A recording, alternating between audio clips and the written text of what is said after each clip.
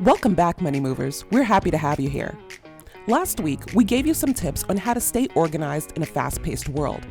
Today, we will finish up that list with even more insightful tips on how to keep yourself cool, calm, and collected when everything around you is going in turbo speed.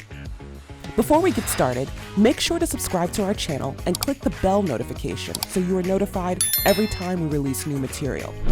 Also, leave us a comment about what you think about our content. We would love to know your thoughts about how we can better serve you. Okay, number 6. Set reminders. This one is pretty self-explanatory. We have already discussed how we are overwhelmed with so much stimuli in this day and age. While some of you may believe you can remember everything you need to do, through it all, the best approach is to set reminders for yourself so you don't forget important matters along the way. In fact, it's the so-called non-important matters that reminders help us with the most. For example, you may have stored in your long-term memory that you have a critical meeting with an investor in a few weeks because your financial future depends on it. You work tirelessly to complete reports and design a presentation beforehand so you can appear as professional as possible. Yet, the morning of the meeting, which is supposed to last several hours, you realize you forgot to get refreshments to show hospitality. While this may seem trivial to some, it can actually be a game changer in terms of setting the mood for the meeting and making a good first impression. In some cultures, not presenting refreshments can paint you as being inconsiderate and uptight, making business people not want to work with you. When you have important meetings like this on the line, it is best to use reminders to prompt you to complete everything you need to do to prepare for it, not only the big things. Number 7, take breaks. Despite what pop culture may want you to believe, being organized is not about having obsessive-compulsive disorder. You do not have to work every minute of every day to be tidy.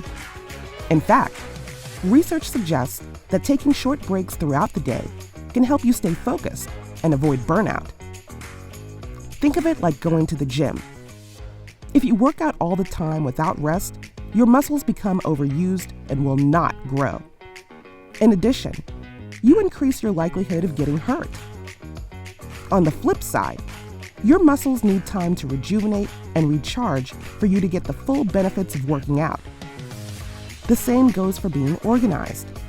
Your brain is a muscle and needs time to recharge for it to work at full capacity. So, take breaks. Listen to music, go on a walk, or even catch a quick YouTube show. Whatever it is, find something to take your mind off of organizing for a minute. It will help you out in the long run. Number 8, prioritize self-care. Similar to taking breaks, self-care is important to staying organized. While taking breaks emphasizes relaxation and downtime, self-care can be more intentional. Activities like exercising, grooming, or even eating healthy can help you feel stronger and more capable of conquering the tasks ahead of you. This helps to build your confidence that you can apply to organizing efforts, especially when you may be trying to tackle large jobs. With self-care, you are intrinsically telling yourself that you are worthy of attention and good upkeep, which is the same mentality needed to apply to whatever you are organizing. Number 9, learn to say no. This tip can be tricky because only you can determine what is important enough to add into your schedule or not. However, learning to say no to certain tasks being asked of you helps you to keep extra items off of your to-do list that you didn't plan for, which can add extra stress and complications to your already hectic schedule. In saying no, there are a few things you should consider when making your decision. First, what exactly is being asked of you? On a scale of 1 to 10, how important is it? And can you even meet the timeline it requires? Next, what are your reasons for saying yes or no to it? Not necessarily for the person asking you, but for yourself too. Are you being honest with yourself about why you can or cannot complete the task? Do you just not feel like it? Or is it truly going to cause havoc in your schedule? You are not obliged to do a task even if it won't cause harm to your schedule. But knowing your true reason for not doing it will help create a lot of clarity for you and the person you are denying labor to. Lastly, remember that saying a clear no to something, even if only for that moment, makes space for an effective yes elsewhere. We only have but a limited amount of time to organize and complete tasks. If you say no to one thing, it opens up the opportunity to say yes to something else. Taking control of your decisions allows you to control your time, which allows you to organize more intentionally. It's a ripple effect.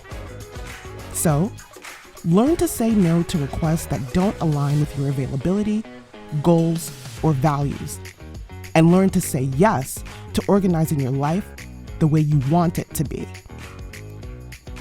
Number 10, review and adjust. Like most things in life, organizing is not a set it and forget it type of task. It is ongoing, regular, and will be a continuous process that you will do over and over for the rest of your life. The trick is not to get overwhelmed by the idea of having to reorganize, but rather embrace the process as an opportunity to get better. For instance, if a toddler throws their toys all around the room, it might seem frustrating to continue to clean up after them. However, in the process of cleaning, you are actually teaching them to be tidy as well, which is a skill they will eventually model after you. So, eventually, you will have two people who are able to clean up and organize the space, making it less work for the both of you. Likewise, when you continually reorganize areas of your life and work, you are making it easier for the next time you have to do it. If you habitually stay organized, reorganizing should not be a monumental task in the future. Overall, the goal of organizing is to simplify your life by giving it more structure and making it easier to access resources on demand. Staying organized in a busy world can be a challenge, but by incorporating these tips into your routine, you can stay on top of your responsibilities while reducing stress and increasing productivity. Well, that's our video for today, Money Movers. We hope it's been helpful and can assist you in getting more organized moving forward. As a reward for making it to the end of the video, here's our bonus tip. Try the KonMari method. Popularized by Marie Kondo, a Japanese organizing consultant, this method has useful suggestions about how to go about organizing your life. But what stands out to us the most is its emphasis on joy. Yes, tidying can be joyful. The KonMari method asks organizers to only keep things that spark joy and discard things that don't. Using this method, you will be surrounded by items that bring you thoughts of pleasure and utility, not hoarding items that bring you discomfort or futility. Interestingly enough, this method can be used in your daily life as well as your business. The trick is to simplify, downsize, and be grateful for what remains when your organizing process is over. Like all of our suggestions, give it a try and let us know what you think in the comments. All right, if this video brought any value to your life, consider subscribing to our channel and hitting the bell notification so you can be notified when we release new material. And smash that like button. It helps to put this video in front of more eyes. As always, thanks for tuning in. Keep striving for the rich life and being the best you can be. Just remember, being organized is a critical part of attaining and maintaining your riches. So, if you haven't done so lately, clean up your act. See you next time, Money Movers.